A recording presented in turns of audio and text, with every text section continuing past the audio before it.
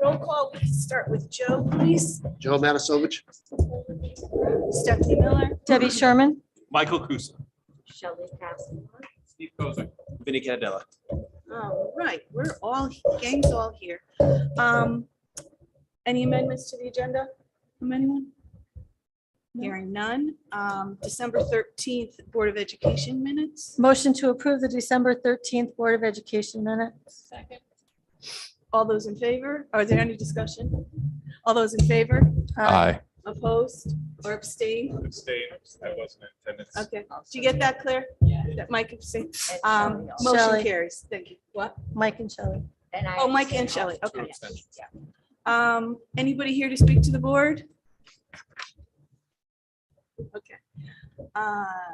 Audience's board correspondence and communication. Mike, anything to you? Nothing.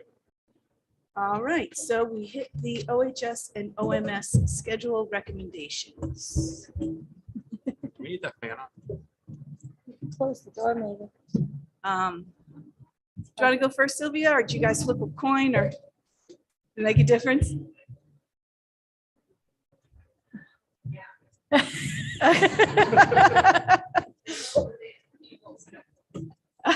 We have some germs going to float around to the high school right now. Yeah. You can stay back there with. Maybe. Can they hear on the, It's, yeah, so they can just hear it on the computer. Hello. You're not going to hear it. You're not going to. So Dr. Miller had said not to present anything, but just to open the floor if you have any questions for me about the revisions to the Oxford Middle School schedule for next year.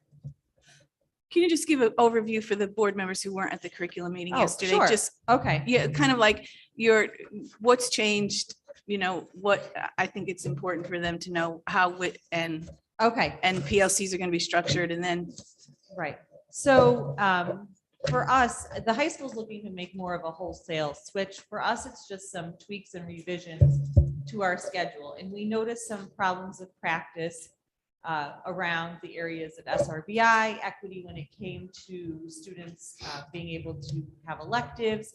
And also, we noticed a problem of practice around the flex time period, that it wasn't really being used. It's not really being used effectively. And we also have this WIT time that we want to structure more effectively. So in essence, our revisions are we're going to add a period into the school day, and that's going to create equity so that every student gets a WIT. And then we're going to move unified arts to an A-B schedule so that they meet every other day. What I explained to the subcommittee last night is right now music drives our schedule because band meets every day, chorus meets every day. And we think that we can still achieve and maximize our music department, but those will move to being every other day so that students can then take other unified arts classes.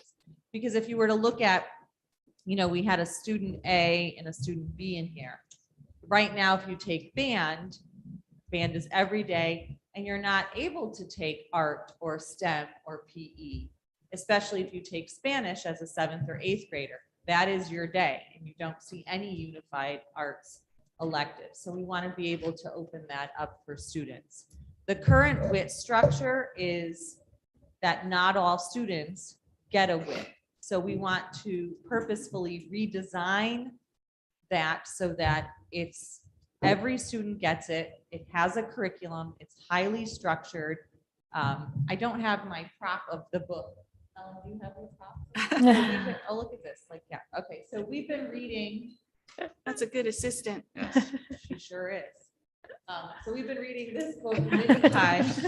So WIN stands for whatever I need, and WIT is whatever it takes. There's an acronym, for everything, and every school has a different acronym. But that book essentially is helping us to really design WIT so that it's purposeful and structured and gives every student what they need to grow and achieve. In order to have another period in the day, we looked at that flex period at the end of the day. and decided, I was even, today I stood out in the hallway and just watched what was happening. And that 20 minutes could be used so much better. So we are going to shift that flex, absorb it into the school day. And students will have a 5-minute homeroom attached to a period, and then will gain instructional minutes. This year, students have 280 minutes of instructional time. Next year, they'll have 300 minutes with incorporating the flex time into the school day. So really, it's some tweaks of a good foundational schedule.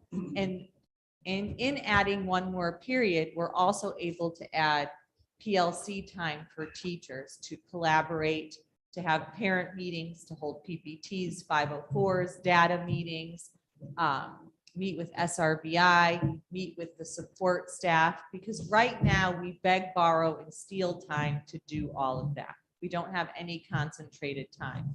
And the middle school model that we have is a teaming model. And when you team, the whole point of having a team is that team takes and breaks down a class, the 7th grade class, into 2 different parts, and you really get to know that group of kids, and you meet about them, and you talk about them, and you're cohesive about them. And right now, we don't have that time built in to be able to do that. So that will be part of the revision. So that's about it in a nutshell. I don't know from there if you have more specific questions for me. Anybody have questions? Just one last thing, because this was a change, and it's, can you explain about the add-on? That was very important for us to understand last night. The add-on to Power School that's going to allow the teachers in the PLCs to structure. Oh, yeah. The So WIT. we've been working with a couple of middle schools that are high performing. One is Jockey Hollow Middle School in Monroe. And the principal there, Julia, she talked to us about something called Adaptive Scheduler. And what Adaptive Scheduler allows you to do, it's an add-on to Power School. It allows teachers a week in advance, so they would use a PLC to do this, right? In a week in advance, they could request students to come to their WIT. So if, say, there was an Algebra 1 test, 8 students didn't do well, and that was on a Thursday, they have the PLC on a Friday, that as they plan the next week of WIT, they can request those 8 students to be in their WIT so they can do review, and they can work with them on the deficits right there with the content of what happened.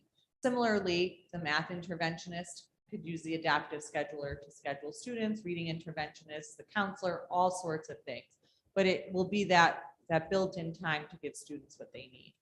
Thank you. Yeah, I thought that was important, to understand that it's going to be structured, and there's going to have these opportunities for the kids and for the kids for enrichment as well. Right. So thank you. Any questions on the middle school schedule or any clarification? Go ahead, Mike. And it might be that I missed the detail, but for the timing for ELA and math from the current versus proposed, is it the same amount of time for ELA and math? Each class will be 50 minutes long. Right now, they're currently 56 minutes. Okay. And when we did our study of the top performing middle schools in the state, it was so fascinating that most of them had 43-minute periods. So it's really much more about the quality of what you do in those minutes. And I'm hoping that's what we're able to capture when we have teachers really digging into data and talking about instruction week to week, that you maximize those 50 minutes that you have with those kids every day. All right, anybody else? Seeing none, do you want to make the? Oh, We're gonna do one? one motion at the end. Let's do one for each. You want to do one for Yeah. each? Okay. Motion to approve the Oxford Middle School schedule changes as presented by the administration and the scheduling committee. Second. Any further discussion? All those in favor? Aye. Opposed or abstain? Schedule carries. Thank you. Can I just want to say thank you to both schools for coming to so many of the curriculum meetings and continuously accepting questions and dialogue and going back and forth with us. And yeah, we asked a lot of questions and you explained, and Sylvia was great. She gave me a manual on PLC, so I'm going to scan it and send it to the board members just in case anybody wanted to really know, because that was a big thing for us when we were going through it. So I just wanted to say thank you for spending the time with us, and it was appreciated and answered a lot of questions. Thank you. Okay, Anthony, next. Okay, so I am pleased to present to you tonight the recommendation from our schedule committee. Before I get to that, though I know you could read it, I want to explain what we currently have and how the school operates at the high school. So on Mondays and on Thursdays and Fridays, students have an 8-day traditional set of classes. So 8 classes each day, traditional set, 43 minutes each, 27 minutes of passing between all those classes. On Tuesdays and Wednesdays, they have a AB block. They have the first 4 classes on Tuesday, roughly 80 minutes, and they have classes 5, 6, 7, and 8 on Wednesday, roughly 80 minutes. That's also when we have our high school advisory period, which is important. I believe it's even in statute. Certainly NEASCA wants us to have that, and it is a valuable period of time for our kids. So we have a very unusual schedule in that we have 8-period traditional and block in the same week. I believe that's the schedule they've had since they opened the building. So our schedule committee this year, I tasked them first to do no harm. We call it the Hippocratic Oath. In other words, we're going to take a look at what's out there, but we want to make sure if we were to recommend something, that it had to be better than what we currently have. When I say better, I mean better for our students. In other words, it's going to help us help our students achieve more. The second thing is we wanted, to the best of our ability, base our recommendations on research. So we did research to determine, gee, is there a schedule that we could simply implement that would automatically increase student academic outcomes in the classroom and on standardized tests? Research says there is no such thing. So we said, well, what should we do now? And the idea was we should take a look at the top performing high schools in the state of Connecticut and see, is there a schedule that is more commonly used than others? Of course, there wasn't. It was split 50-50 between an AB block and 8 drop 2 traditional. So those were the 2 we ended up looking at. An 8 drop 2 traditional would be like you take our Monday with 8 classes. But instead of having all 8 on that day, you have your first 6 and you drop 7 and 8. They don't meet that day. Tuesday comes along and you start with class 7 and 8 and do 7, 8, 1, 2, 3, 4. So you get 6 classes each day.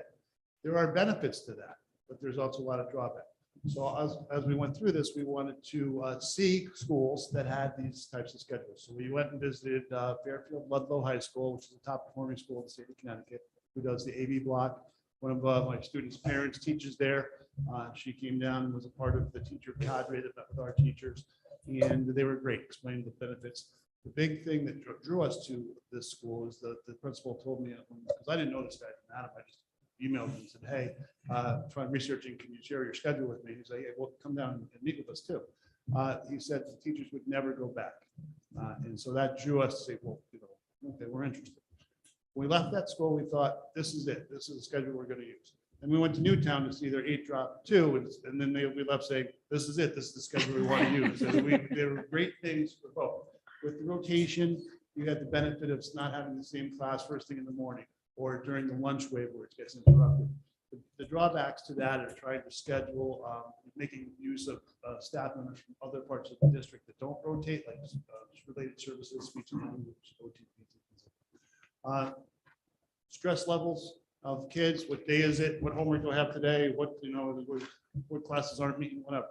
So we went through it. We had a rubric, we sat down as a group and scored out the benefits and the drawbacks to each.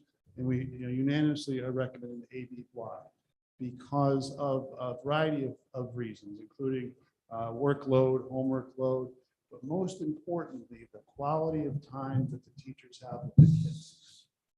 And that was something that all of the folks at Fairfield Ludlow had said to us. The quality of time matters.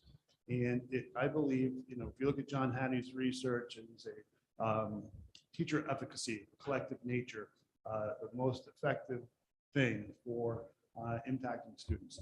And so if we can gather that efficacy, if we all believe that this group time that we have together matters with the kids and make effective use of that.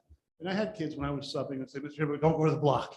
My butt hurts after 65 minutes of sitting here. So, you know, we're not using the block right if that's the case. We should be moving you around and going from one thing to another. So the bottom line was that we thought that this is going to be the most impactful way for us to improve the academic culture of our building as we strive to make major changes to this building. Student-centered, academically focused, and really research-based in how we interact with the kids. Now, the biggest drawback for us was the use of this time. You know, how can we ensure that we're going to productively make use of these large blocks of time, even though we've had it twice a week over the many years, and now we're going to have it every other day, and we have to make sure that we're not going to lose kids, we're going to keep them interested and motivated. And so that's one of the benefits of starting this now is we can get people in to do PD now this year and not have to wait for a couple of days before the school year starts to give folks PD. And the people from Fairfield were wonderful. They said, we'll come, you know, my world language teacher will come and talk to your world language teacher. Science teacher will come and talk to your science teacher. That's some of the most potent, powerful PD you can give people. And then for me, you know, asking for a leap of faith is such a large change for the school. I need to be able to provide for you, some evidence that things are going to be going well, and we're going to do this so properly. We're going to do this properly. So over the course of the first marking period next year, we're going to be looking at a time management study that we'll conduct of what teachers doing each day with their blocks, having people, again, teacher efficacy, talk and staff. This is what I have been doing. I like this model. We have some visuals for the staff of how you can break down your 45 minutes into different sections and whatnot. We're ready to get moving because we want to start talking about teaching and learning, make that a part of our professional culture. That's my spiel for you. I hope there wasn't too long. Thank you. Questions for Anthony? Here? I just want to thank you, Mr. Hibbert, for meeting with me today and addressing those questions that we had and, you know, entrusting you with that and getting those checks and the temperature of the water every few months of where this goes was reassuring. So thank you very much for meeting with me and clarifying those. Thank you. And then just the last point, and I don't know if you want to make it how, Robert, how we were talking about looking into getting a cohesive start time and end time to help, you know, with the schedules that they created and then possibly employee sharing. There were a lot of factors that went into why the schools were looking at a new schedule. One of the criteria that I was looking at from a district level was the ability for us to share staff. Because as we are a smaller school in a smaller district with a smaller high school, we are not fulfilling or filling all of our classes with enrollment that we need to have. So are there any teachers that are not a fully max schedule that we theoretically could share with the middle school or vice versa? In order to do that, we need two schools that are pretty much on the same type of schedule. One of the flexibilities that we have now with both schools having A/B rotation, high school A/B for all classes, middle school A/B for the specials, is that those will now be in the same cycle. The second piece to that is if we're able to look at school start time and combining the same runs with the middle school and high school in the same way that we do with Quaker Farms and Great Oak. And the way that we used to do here, having students drop off in one building, then transported to the next building. If we could do the same type of pattern with the high school, we'd go from a 3-tier to 2-tier system, which theoretically would be a savings for the budget. We would be able to start high school start times a little bit later and end a little bit later in the day, have the middle school start a little bit earlier than it currently is, and they end a little bit earlier. Tighten up the elementary schools, have them start a little bit earlier as well and end earlier. Benefit of that is now we don't have elementary school students walking home in the dark. And then if we have the middle school and the high school on the same time, allows the flexibility with the A/B rotation of having teachers be able to get from one school to another without having two different start times. So right now, if we try to split staff and they start the day at 7:30 at the high school at 7:20, and they have the end of the day at the middle school, well, they're working a longer day than all the other teachers. But if the two schools are in the same start and end time, it allows us to flex staff from one school to the other. Great, thank you. Any further questions? No? Okay, Deb. Go. Motion to approve the OHS schedule changes as presented by the administration and the scheduling committee. Second. Any further discussion aside from, I'll reiterate what Deb said. Thank you so much for the work that you did with Appreciate your it. committees and coming to in front of our committees as well. And all those in favor, Aye. opposed or abstained?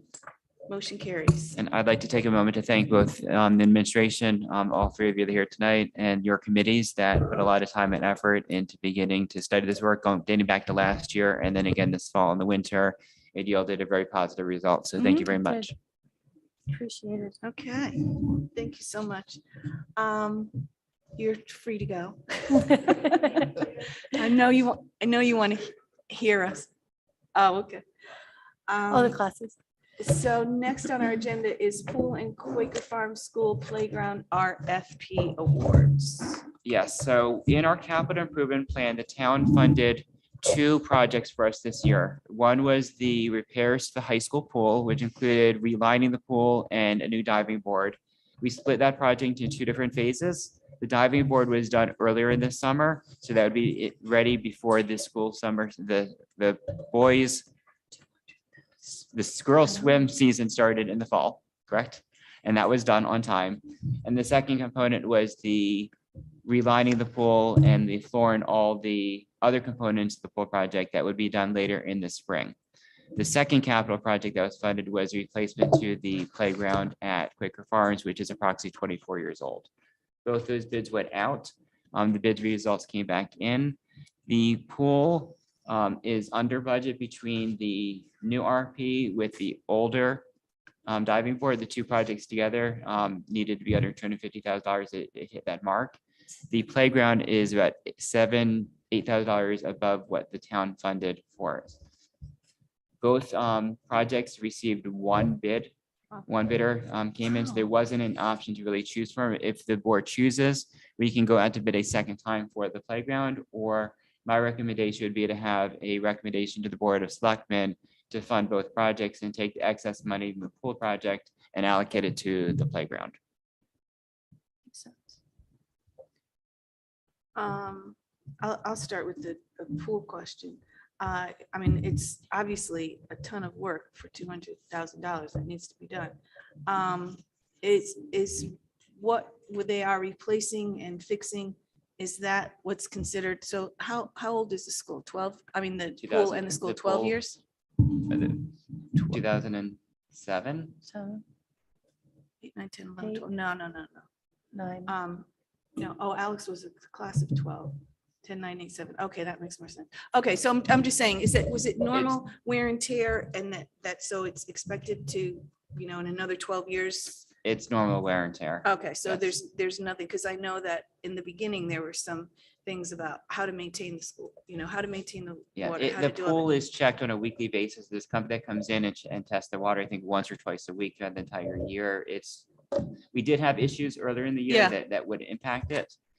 Could we do a little bit better at preventative maintenance? Possibly, and we'll take a look at that. But this is normal wear and tear on the pool itself. And how long, when would you expect it to start, and how long will it disrupt?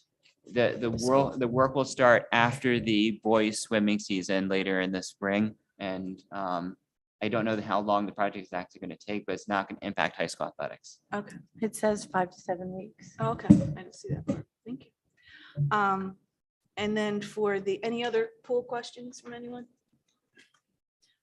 So then on the playground, again, I don't know why, it just seems like a lot of money. Now there's two playgrounds at Quaker Farms. So is this the one, is it the one, if you're looking at the school that's to the left or the right that we're replacing? I Should be believe the it's to kindergarten. right. The kindergarten ring. So the Yeah, kindergarten it's one, the one on the okay, right, that was the correct? one that You're has the one like that the did the original. train or. Oh, Right, yes, the town one on the town right. garage. Yes, Okay, yeah. so then the other one is staying, and so this is Right. replacing that. Right. And the only point that I would like to make for the record is that we have not forgotten Great Oak Elementary School and the fact that, these kids want and deserve to have swings. I mean, they're 8, 9 years old and they Right. should have swings, Absolutely. especially since they're asking for it. The kids are. So just to know that, we're not, making Quaker Farms the Taj Mahal and forgetting about the Right. other kids. We have two options with Great Oak. One is and we're trying to find out what a quote would be to move the older swing set unit from here, from this building that they had, over to Great Oak. That's option number one, which might be cheaper than purchasing a brand new set of swings over there. We did do a walkthrough with Heath earlier in the summer and the fall to identify where it could go. Yeah, that's the other issue. Yeah. Okay, yeah, so I just wanted that known. Excuse me, any questions on and for this, just so that the board knows, so these were two things in the capital plan that the Board of Finance has agreed to fund, which is the pool repairs and the playground. Right. We had given them a long list of capital improvement plans for this year, and these are the only two projects that they funded for this fiscal year. Right. So any questions on the playground RFP or anything about it? All right, so we do a vote to approve. You should approve that these bids be passed on to the Board of Selectmen. Do you want to Sure. spit that out, Deb? Motion to approve the bid to Connecticut Custom Aquatics in the amount of $198,970 for Oxford High School pool repair. Second. We're going to do two separate. Yeah. Okay, any further discussion? All those in favor, Aye. oppose, or abstain? All right, playground, that was the pool pass. That was the right? pool, yep. Okay, now playground. There's the motion to approve the bid proposal for Premier Park and Play in the amount of $74,890 for the Quaker Farms playground repair. All right, we had, And just for the 207. record, the high school was built in 2007. okay, thank you. Was built, but when did it occupy? Did we, I think it was I a think it year was- before, or is that when we occupied it? Anyway, all those in favor? Aye. Opposed or abstain? Okay, passes, playground passes. All right. And I'd also like to thank Anthony for getting those projects started initially back when he was assistant superintendent. So thank you. Doing a lot, Anthony. Thank you, Anthony. Thank you, Anthony. Okay, moving along to the report of superintendent. Okay, I'm going to take a few minutes to give you a in-person update on what took place with the middle school, starting Yeah. on around 5 o'clock on December 25th. The alarm to the building went off of the fire. Men went to the building to discover that the sprinkler head in the main office was dispelling water. So they called George, and George met them there. And they immediately discovered that there was water that had not only come out of the sprinkler head and what flooded the main office, but had flooded the main lobby. And then went into the nurse's office, into the hallway, two other hallways, a classroom, and then the water just had nowhere else to go. So that went down, and it went down to the library. Within about 10 minutes, they had the water shut off. Within about 10 to 12 minutes of the entire incident starting, they had the water shut off. And thankfully, the firemen, actually, a dozen of them were there, and they pushed the water out of the building. The fact that they were able to get the water out of the school so fast is what really saved us. If this was in the middle of an ice storm or a snowstorm, it took another 10 minutes to get there, it would have been that much more water that they had to get out. When I first I got alerted around 5:15, 5:20 that the firemen were there. I was there within about 10, 15 minutes. At that point, I was not too sure if we're going to open school the following week. If this had been a regular weekend, we would have been in a lot of trouble. We would not have been able to open school the next day. And when I called Stephanie on Christmas, I said, I'm sorry to bother you on Christmas, but you need to know what's happening. Yeah. And I did the same thing for Sylvia. I was standing in the library, like in a puddle of water at the time. The crazy part is the area that got the most water was the library. That's where it all rushed to. Thankfully, the water went, if you're familiar with the library, there's a side with a set of desks and the circulation table, and then one side with all the bookshelves. It was the side that had no bookshelves that got all the water. There's one bookshelf that had water on top and a few books that had some water.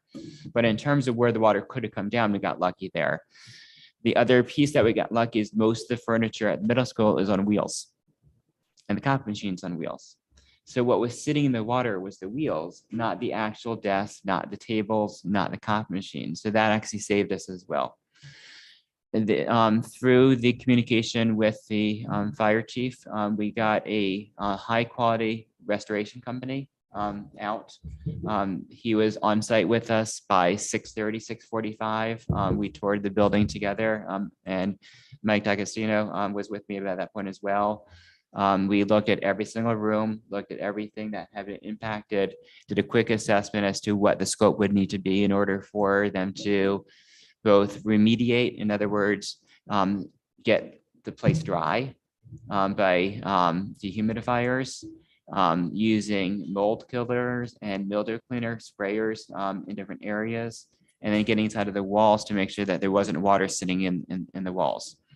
And if you have water damage, if you leave it for 24 to 48 hours, that's when there's a risk of mold. So the main objective was to get the place dry within 48 hours.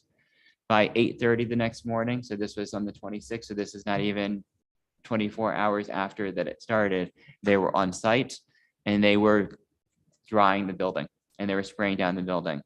So that's what saved a long process of permanent damage to the building from a health standpoint. The fact that we were able to get a company there and actively restored within that first day, within that first 24 hours. So by later in the day, everything was dry because we had so much stuff there. They went through all the moldings on the floor, pulled that out. There is one wall in the library that has more physical damage that we'll probably have to replace some of the sheetrock and some of the insulation within the wall itself, because you can see the damage on the paint. But they assessed the floor, they assessed the walls, they assessed the bookshelves. In the main office, the carpet needs to be replaced. In the main office, the bookshelf and the cabinetry where a phone and a computer sit has to be replaced. The bench in the main office needs to be replaced. There are 2 comfortable blue chairs that also need to be replaced. And as I said, the carpeting in the main office. And then one wall. That's pretty much the permanent damage that the building took. Some of that stuff is going to take several months to, if not longer, in order to get the supplies to get those repaired. But other than that, the building was able to be reopened on time because we were able to get it actively worked on in such a short period of time. That's what really saved us in this work. The firemen were there so quickly to push the water out. Yeah. And that by the next morning, we were actively on site to get it dry and to remediate the building. Now, does this fall under insurance, the town or us, or what? It's going to fall under insurance. Our insurance company is going to have to determine whether or not they want to go after the builder and the architects or not. And then whether or not we have a claim to any of the financial recourse to that or not. Essentially, what took place is the sprinkler head that froze is in the main office that is directly underneath the roof of the building. So there's not a second floor above there. As you can call that weekend, it was close to 0 degrees with the wind chill. By that point, Sunday night had been 2+ days of really cold, bitterly cold wind.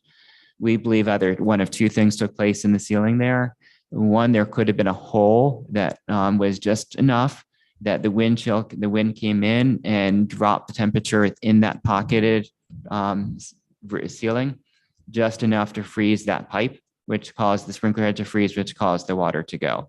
That's one theory. The other theory is that there just was not enough insulation in that pipe to absorb the wind and the cold in that space in the building. If we recall, there's not a lot of areas in the building that is directly above, has an exposed part of the roof like that. There's 2 or 3 other areas in the building that could have the same type of challenge. And we're going to use some infrared sensors and see if there's any way to be proactive and what else we can do in those areas to prevent it from happening again. Yeah, especially since January and February are coming up. I mean, Right. Even though we had 70-degree weather a couple of days ago for Joe, but Right. it's going to get cold. So we feel pretty confident that with the, chilly weather that's coming up, that we'll be able to circumvent this so that doesn't happen again, or even if it's by setting the temperatures at a different That's temperature. That's the plan. So now that we know that there's a possibility this could occur, that we will be proactive on a general weekday. It's not really a big concern because you've got the temperature in that building that's raised during the Yeah. day. Yeah. It's a long weekend, it's a holiday, it's a vacation. We don't have it in the building that you typically would drop the temperature to save electrical or Right. energy costs. This building would be propane. So in this case, we would purposely not set the temperature in that area of the building, knowing that that is prone to it, at a lower temperature would keep Right. it a little bit higher. Does anybody have questions for Rob about that incident or need any further explanation? All right. I Thanks. have Oh, go ahead, Mike. Have we thought about from just to protect ourselves, looking at sensors? I know in my server rooms, we have motions or moisture sensors. Mhm. So I mean, it wouldn't be cost effective to have it everywhere, but for any of the areas that we are concerned, especially for long weekends and things like that, it might be worth it for us to look into. I've used that in server rooms too. It could be something that we could jury to put in that type of a spot. We could take a look at it. It's a good idea. Anybody else? Is it possible that we could maybe get letters of appreciation or certificates for the first responders for such a quick, Sure. it seems like their actions prevented a lot of damage, so Yeah. being that it was a holiday. Get sent cookies. From what I understand, they went above and beyond the call of duty. Typically, they wouldn't have done what they did of Totally getting the appreciate water it. out. Yeah, water That's a out of good it. idea, Joe. Wait, I'm gonna put you in charge of, what is that called? Sunshine Fund. Because you are our sunshine. Any other questions with that? I had mentioned the swing set at Great Oaks. I'm not going to address that again now, Yeah. but we are going to take a look at that. Exciting news. I know this had been brought forward through audience and citizens back at the end of November, begin December, about the spring musical, whether or not we're going to fund it, whether or not there'd be a director. We are still working. We're close to the MOU. I've been discussing with the Teachers Association. I think we're close to having an agreement that I'll bring to you. But we also have somebody that signed on and is agreed to be the director Awesome. of the musical, and also has people that are in position now for the other positions as well. So there had been concern that we wouldn't be able to staff it, and we are fully staffed now to get the musical started for the musical Good. as of this week. So that's pretty exciting. Great. That's Thank great. Yeah. news. And I know that the high school musical has also started. The actors and actresses have all been told who the parts that they are playing, the stage and the lighting, and they've all been assigned parts as well. They did their reading of it at the musical last week. So they have started that as well. So I believe it's sometime in March. I don't have the dates in front of me, but I believe that sometime mid-March. Oh, March? I What think it's is it? March. I think it's March, sometime in that frame. What And speaking of that, What's the play? it's 9 to 5. 95? Yeah. 9 to 5. Oh, the Dolly- 9 to 5. The Dolly Parton one. With Jane Yes. Fonda. Speaking of the high school, students have the traditional rite of passage next week, which are our midterms. All right. They are right now working with their teachers, getting ready for the exams. They'll go on a modified schedule where students will be in school on the days that they are taking the assessment. It's a longer block of time that it's more of a block schedule for the scheduling. So that is next week at the high school. And all the assessments are common, so, the midterms are, so you have to give them all at once, so Yes. every subject area. Uh,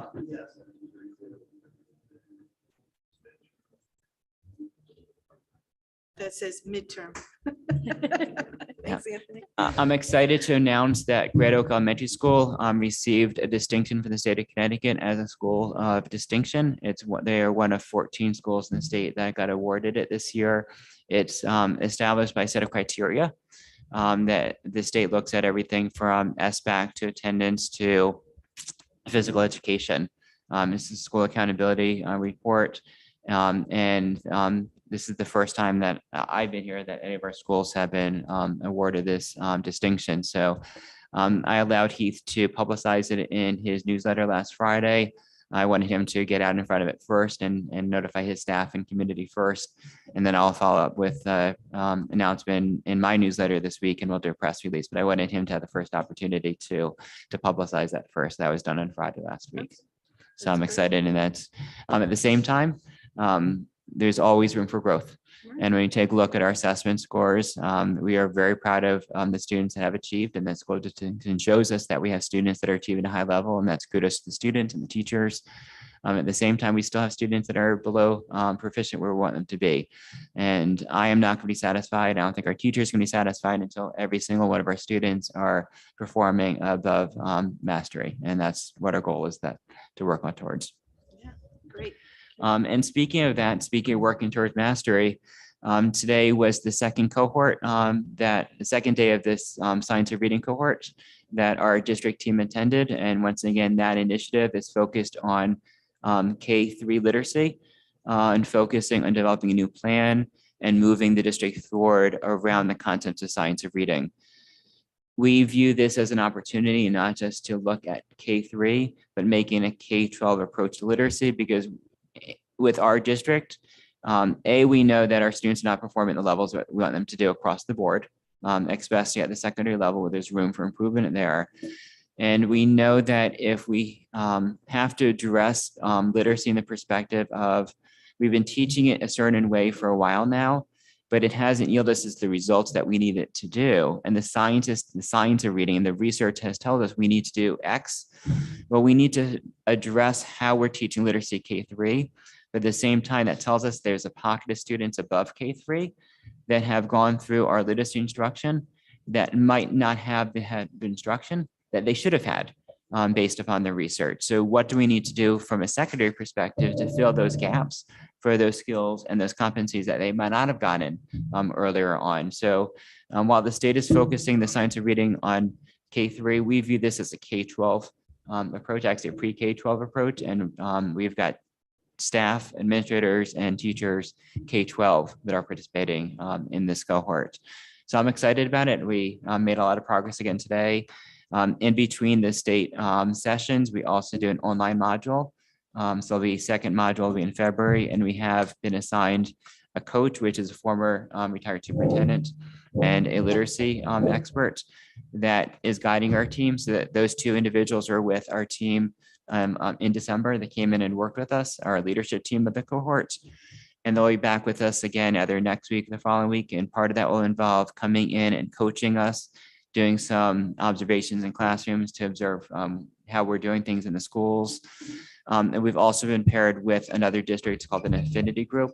The district that we're paired with is New Haven. So the way the day was constructed today, there was a national speaker in the morning, and then the afternoon we worked in collaboration with our affinity group. So I'm excited with the work that we're doing. I think that at the end of this, it's not about a specific program. It's about changing our pedagogy on how we approach literacy and reading instruction in the district. So I'm excited that the state accepted us into this now that we've gone to 2 of these sessions and we're working with our coach. I'm very excited for what's coming next. So when is that ending? End of the school year. Oh, so it's for this whole school year. Yeah. And then how do you anticipate? So then would there be some kind of a report written or something brought to the board to just give us an idea of what where you're going? I don't know that there'll be an actual physical report that will be developed. One of the actual items that will be created probably sometime in February will be our plan of action. Mhm. It will be a set of goals and action items, which we'll be actually be able to present to you before the end of the year, probably sometime in March once we're done with that, maybe even as late as the end of February. Mhm. And then we'll be able to give you updates throughout the Yeah, process. it's exciting. Yeah. Thank you. Anything else in your report? That's it. Okay. So my report will be, fairly simple. Happy New Year to everyone. So happy to be back with you guys. We have, hard to believe that half the year is already over. Feel like we have a ton of work still to do, especially with budget season coming up. And I'd like to congratulate Great Oak Elementary School on that distinction. I mean, it's wonderful when our schools get recognized for the hard work that they're doing. So congratulations to Great Oak Elementary School. And especially, I think one of the highest scores was in math, which is fantastic because we were expecting worse with implementing a new math program. So kudos to the staff on that. And that's it. So subcommittee reports. Joe, anything aside from our thing? Yeah. I keep stealing your thunder, so I'm sorry. about that. Yeah, it's okay.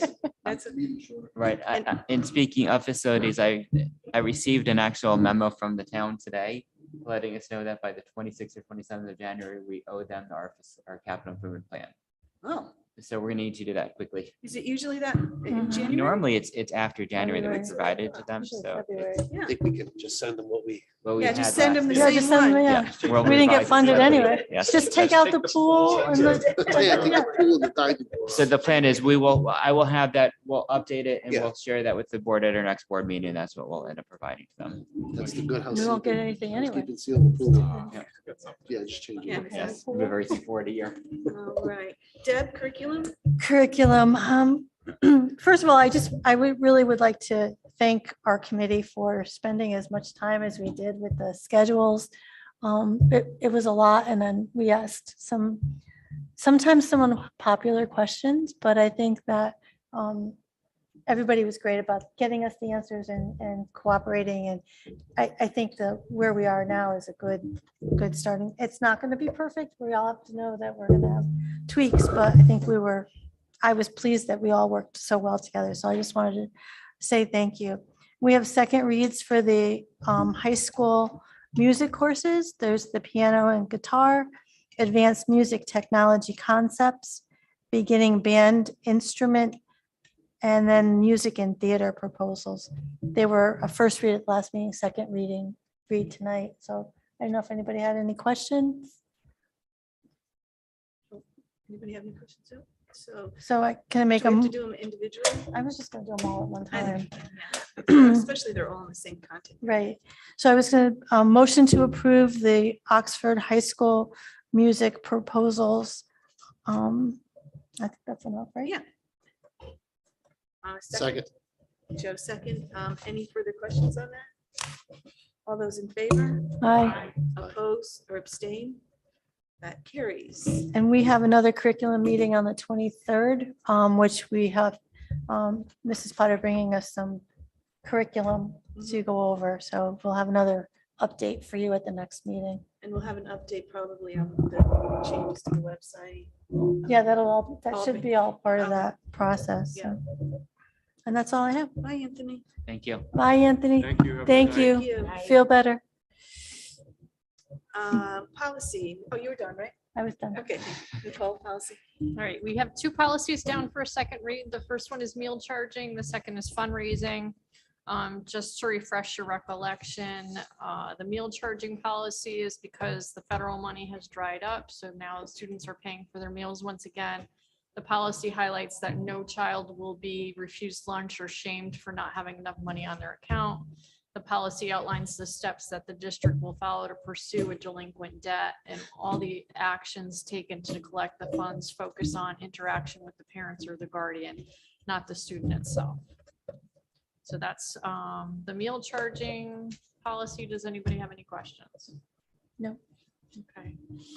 Want to do the motion? Yeah. You can do it. Motion to approve the meal charging policy as written. Second. All those in favor? Aye. Opposed or abstain? Motion carries. All right, and then the next for a second read is the fundraising policy. As you may recall, there were some questions that came up regarding what would be an appropriate sponsorship for advertising dollars in the district. We had no model policy to work off of from Shipman and Goodwin, so we took a look at sample language from a neighboring district and we drafted this policy, which recognizes the important role that parents and organizations play in supplementing the funding related to school activities for the betterment of the district. But it also clearly states that sponsorships by purveyors of products or services detrimental to the well-being of the Oxford Public Schools students is unacceptable. So we are not going to be accepting sponsorships from businesses that sell alcohol, tobacco, or whose primary business sells sexual products or services. So any questions about the fundraising policy? No, and thank you for doing that, because it's so much easier when you have a policy, then there's less questions. Correct. So But Joe looks like he's thinking. I just was wondering about, should we include marijuana? Establishments, well, it's dispensaries, no? tobacco products. Oh, okay. So I think Yeah, I we're said the okay. same thing. Okay. in the subcommittee. I think it says including but not limited to, Awesome. so that we Okay. had that coverage to give, broad discretion. If other stuff came up. I thought the same thing. Yeah, we That's a good purposely point. put that language, but it's included or not included. Oh, Yeah. good. It's a good point, though. So I'm going to make a motion to approve the fundraising policy as written. Second. All those in favor? Aye. Aye. Opposed or abstain? Motion carries. And a quick question to Robert. So when these policies do get approved at the board level, what's the next step? Do you send them out to the administrators and say, just so that you know what, how does that work? In most cases, I let the administrative team know. In this case, for these two policies, there's an implication that goes beyond just what the administrators need to know. So I plan to highlight these in the upcoming newsletter so that all parents and staff see it. Okay, I also plan on sending a memo to the PTO and the booster clubs so that they are aware because they do the primary fundraising on behalf of the schools. So I want Right. them to know explicitly, this is the new policy that's in place now, that they should then communicate this with their parents. Yeah. so then bottom line, any policies that we approve, they do go to whoever needs to know about them. And Yes. it's expected that the staff would, look things up or understand or know, Yes. what the policies are. Yeah. Go ahead, Nicole. I also have 6 policies that I want you to take a look at your leisure. They're down for a first read tonight. And I'll just briefly highlight what each one is in case you have any questions. The first one is child abuse, neglect, or sexual assault reporting. And this policy was revised to reflect Section 5 of the Public Act 22-87, which makes changes to the distribution requirements for the Board of Ed written policy for mandatory reporting by school employees of suspected child abuse or neglect. The policy also reflects mandatory training provided by DCF required to be completed by all school employees. The next policy is food allergies and/or diabetes. That policy highlights the importance of having a plan in place for those students at risk of extreme allergies or complications pertaining to diabetes. It also provides additional clarity around the use of continuous glucose monitors in school.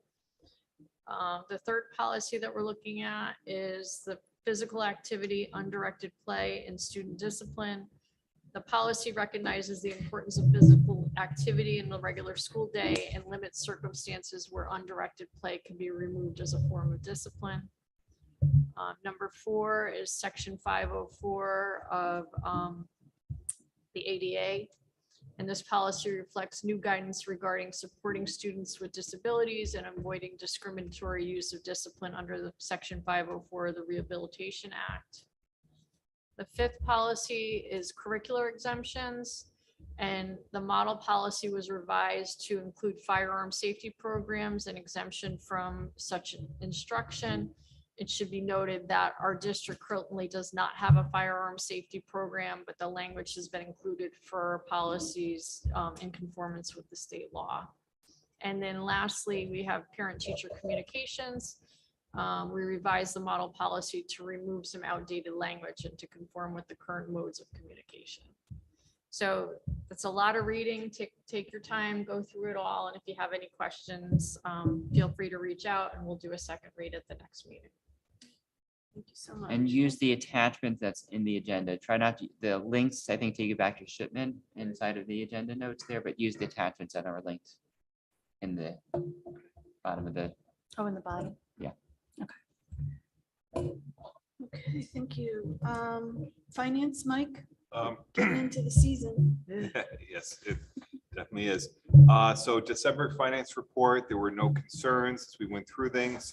Looked like there's 8 positions under current posted vacancies.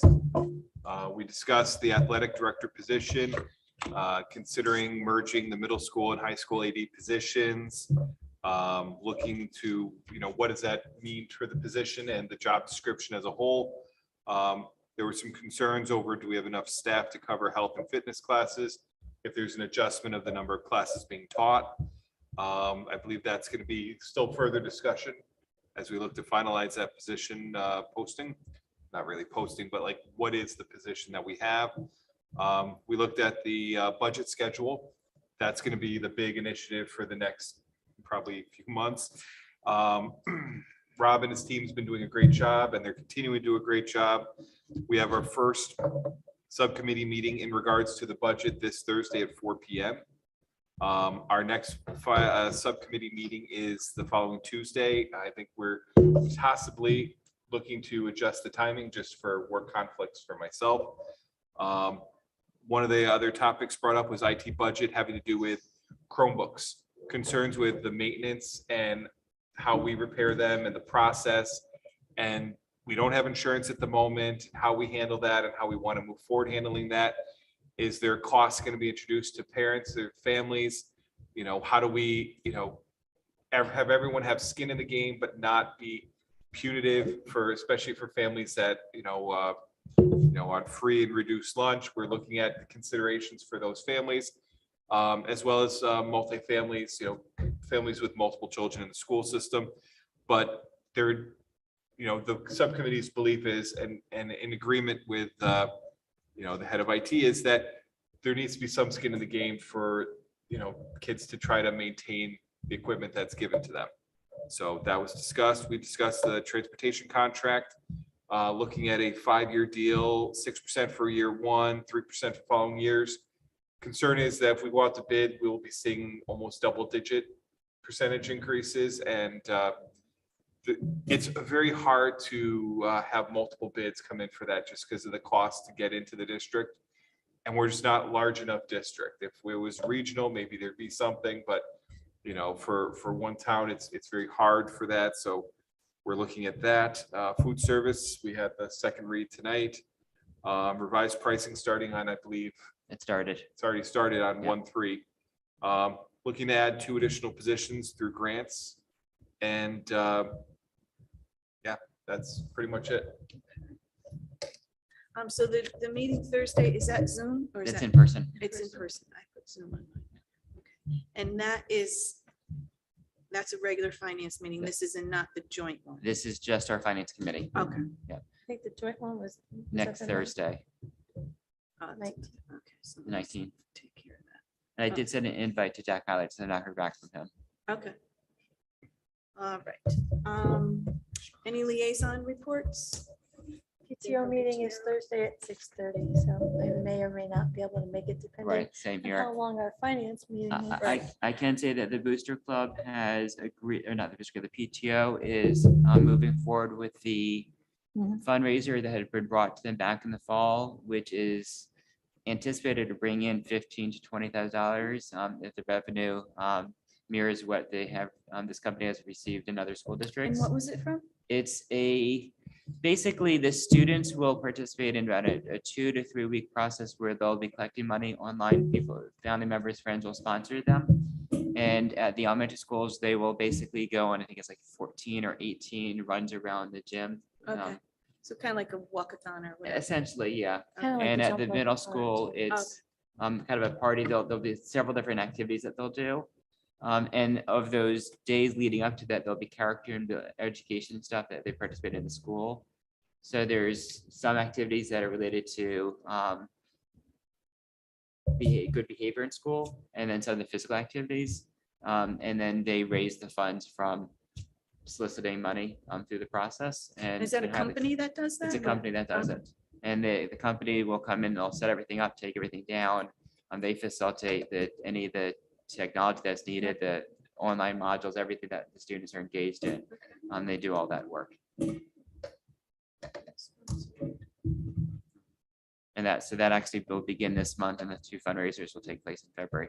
I think February 1st. I think And we one haven't too. done, this is. we haven't This is done brand This is new. the first This is one. brand new. One of the moms that came to one of the meetings, they do it in her school. Okay. And I think that she said they raised $25,000. And Yes. it was a K-3 school. Yeah. And they raised $25,000. Yeah. So We're doing it in all 3 schools. I Giant. met with Amanda and the representative from the company and our 3 principals last week to talk about the details and to get this going. Okay. So there'll be some communication going out to parents. There'll be social media stuff that I push out there. So this, if it goes as it's been in other schools, it could be highly successful. They could raise a lot of money to benefit our Yeah, schools. So it'll be Great. I just positive. hope everybody cooperates and works well with them to make this successful, because it can be Yeah. a huge thing for the kids too. Yes. So, And a lot of fun for the staff and the kids. yeah, Yeah. I absolutely. mean, it sounds like a good combination. Are there any other liaison reports? I don't think so. So hearing none, I'd like to make a motion to adjourn the meeting at 7:31. Wow. Really, we are so good. All those in favor? All right. Opposed or abstained? Motion carries.